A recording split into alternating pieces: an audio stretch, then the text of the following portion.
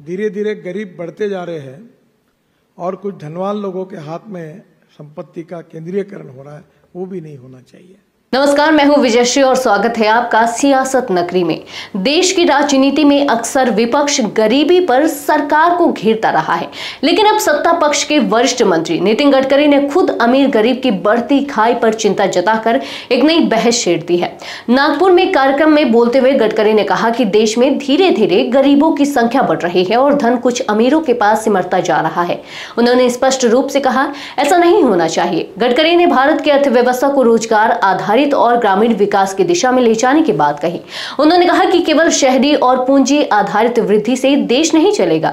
दौलत का विकेंद्रीकरण जरूरी है ताकि गांव, गरीब और किसान भी आर्थिक रूप से सशक्त बने।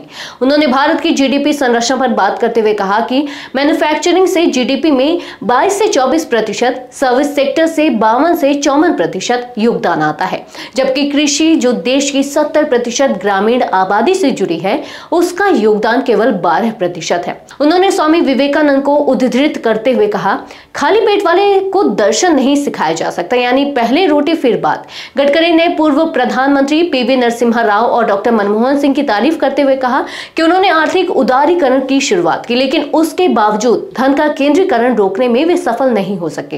यह बयान राजनीतिक दृष्टिकोण से भी अहम माना जा रहा है, क्योंकि मोदी सरकार की आर्थिक नीतियों की आलोचना के बीच गडकरी का यह स्वर विपक्ष के सुरों से मिलता जुलता है। गडकरी के इस बयान के राजनीतिक मायने भी निकाले जा रहे हैं। एक तरफ वे भाजपा के वरिष्ठ नेता हैं, तो दूसरी तरफ वे खुद को पार्टी के पारंपरिक विकास मॉडल से थोड़ा अलग रखते नजर आते हैं। उनका यह बयान मोदी सरकार की उस छवि पर भी सवाल खड़े करता है जिसमें सबका साथ, सबका विकास की बात होती है, लेकिन जमीनी स्तर पर आर्थिक असमानता की खाई और गहरी होती जा रही है। राजनीतिक गलियारों में चर्चा यह भी है कि क्या गडकरी आने वाले वक्त में विकास के नए मॉडल का चेहरा बनना चाह रहे हैं, क्योंकि उनके बयान में न सिर्फ दर्द था बल्कि एक स्पष्ट दिशा भी थी।